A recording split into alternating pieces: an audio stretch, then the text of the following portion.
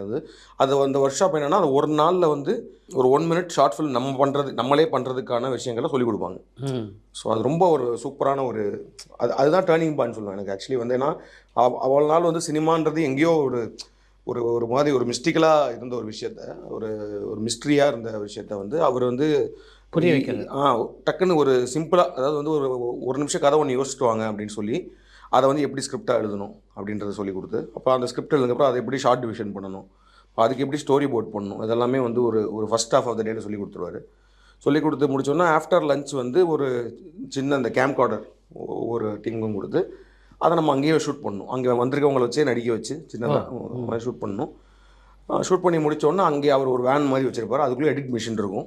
So அதிலே வந்து அவர் இதெல்லாம் டவுன்லோட் பண்ணி ஒரு ரஃப் கட் மாதிரி ஒன்று பண்ணி ஒரு ரஃப் மியூசிக் மாதிரி போட்டு பார்க்கும்போது நம்ம வந்து ஒரு 1 மினிட் ஷார்ட் ஃபில்ம் நம்ம பண்ணிட்டோம் ஒரு நாள் அப்படின்ற மாதிரி வரணும். அது ஒரு பயங்கரமான ஒரு கான்ஃபிடென்ஸ் கொடுத்துச்சு. ஸோ இன்னும் கொஞ்சம் நம்ம நேரம் செலவழித்து படித்து கொஞ்சம் டெடிக்கேட்டடாக பண்ணோன்னா நிறைய கற்றுக்கலாம். நிறைய ஷார்ட் ஃபில்மே இன்னும் பெட்டராக எடுக்கலாம் தான் நான் யோசித்தேன். அப்போ வந்து நம்ம உடனே படம் பண்ணிடலாம்லாம் நினைக்கல.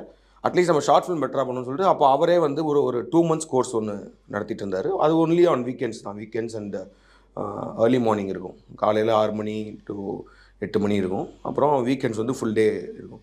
ஸோ அது ஒரு 2 months கோர்ஸ். அதுக்கு போனேன்.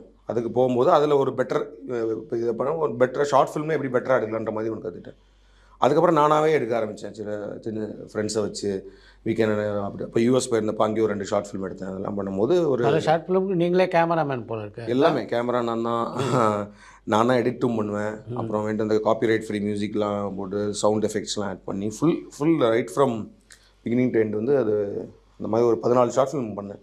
அப்படி ஒரு ஷார்ட் ஃபிலிம் தான் வந்து நாளே இயக்குனர் செலக்ட் ஆச்சு.